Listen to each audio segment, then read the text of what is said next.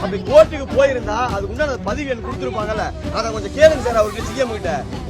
பொய்யான தகவலே கொடுத்துட்டு இருக்காரு சிஎம் இது வரைக்கும். இதை வந்து சிஎம் யாரும் கேட்க மாட்டேங்கிறீங்க யாருமே.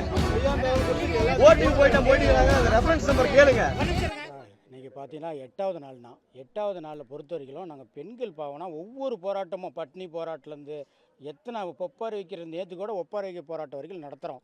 ஏன்னா நிர்வாகம் கவர்மெண்ட்டுக்கு கவனத்தை செலுத்தணும். இப்போ பார்த்தீங்கன்னா கவர்மெண்ட் எடுத்தாளருக்கும் இந்த கெப்பாசிட்டி உள்ள நிறுவனம், இந்த டெலிமா நிறுவனம், தலைமை எலக்ட்ரானிக்ஸ் நிறுவனம் சேலத்தில் சூரமங்கலத்தில் இருக்குது.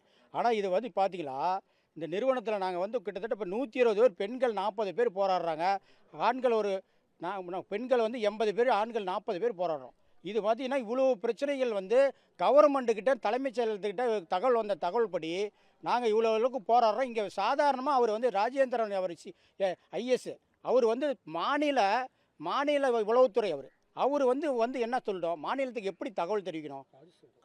மாநிலத்துக்கு தகவல் தெரிவிக்கணும் சரியான முறையில். மாநிலத்தை அவங்க என்ன சொல்கிறாங்கன்னா, எங்களுக்கு சரியான முறையில் தகவல் வரலப்பா, இல்லைனா நான் கலெக்டரை அனுப்பியிருப்போம், கலெக்டர் வச்சு உங்களோட பேச்சுவார்த்தை நடத்துவோம் அப்படின்னு சொல்கிறாங்க.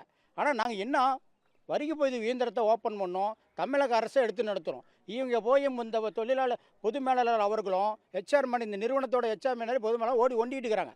இப்போ நிறுவனத்தில் எதுவும் ஒரு அயல் நாட்டு நிறுவனம் வெளிநாட்டிலேருந்து வந்து அவன் தன்னிச்சையை கழிச்சிட்டு போனால் நம்ம ஏற்றுக்க முடியுமா? தமிழரோட வேலையை 500 பேர்த்தோட வேலையை கலைக்கிறதுக்கு திட்டமிடுறான். அது திட்டமிடத்தை நாங்கள் எப்படி ஏற்றுக்க முடியும்? இந்த பெண்கள்லாம் பாவம் குழந்தை குட்டியோட ஒரு சின்ன வயசு எல்லாமே பள்ளி படிக்கிற வயசில் இருக்கிற பிள்ளைகளை வச்சுக்கிட்டு வேறு வேலைக்கு எங்கே போக முடியும்? நாங்கள் எங்களோட சூழ்நிலையை புரிஞ்சுக்கிட்டு தமிழக அரசு ஒரு குழு அமைக்கணும். குழு அமைத்து எங்களோட போராட்டத்தை பேச்சுவார்த்தை செஞ்சு எங்களோட பிரச்சனையை முடிவு செய்யணும். அது இல்லாமல் நாங்கள் என்னங்கிறோன்னா, இந்த தொழிலாளி வந்து பெண் தொழிலாளி வந்து அந்த விஷயத்தை அந்த உளவுத்துறை நீங்கள் சரியான முறையில் சொல்லியிருந்தா இந்த பிரச்சனை முடிவு ஆகிருக்கும். நீங்கள் மாநில உளவுத்துறைங்கிறது பேரில் நீங்கள் தவறாக வந்து தமிழ்நாட்டு ஃபுல்லாக முதலமைச்சர் லெவலில் வரை கலெக்டர் வரைக்கும் தவறாக தெரிவிக்கிறீங்க. இது ஏன் நீ கலெக்டர் வரட்ட எதுக்கு தவறாக தெரிவிச்சுன்னு ஒரு பெண் 2 பெண்ணு கேட்டிருக்காங்க.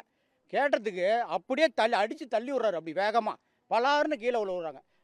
அதனால தான் நாங்கள் வந்து அவர் வந்து போலீஸ் வர வச்சோம். இப்படி இருக்கும்போது நாங்கள் எப்படி சார் இப்படி வந்து நீ யாரோ ஒருத்தன் தள்ளிவிட்டு நீ நான் நல்லவராக இருந்தால் தள்ளிவிட்டு நீ எதுக்கு ஓடியார, வேகமாக ஓடியார. நாங்கள் திடீர்னு அந்த மாதிரி பண்ணவும் தான் நாங்கள் வந்து எல்லாமே இப்போ போலீஸ்லாம் வர வச்சோம். அதனால் எங்களோட கோரிக்கை என்னென்னா, முதல் தமிழக அரசு ஒரு குழு அமைச்சு இந்த போராட்டத்துக்கு உண்டான கோரிக்கையை நிறைவேற்றணும், கம்பெனி நடத்தணும். நீ என்ன பண்ணணும்? அதே மாதிரி வரிகை பதிவு இயந்திரத்தை ஓப்பன் பண்ணோம். இப்போ எங்களோட இந்த சம்பளத்தையும் பிடிச்சி வச்சுருக்கான். நாங்கள்லாம் எல்லாம் அட்டன்ஸ் போட்டிருக்கோம், பஞ்சு பண்ணியிருக்கோம். அந்த பணத்தையும் கொடுக்கணும். இது எங்களோட கோரிக்கை நிறைவேற்றணும் என்று நம்ம மீடியா மூலமாக தெரிவித்துக் கொள்கிறோம்.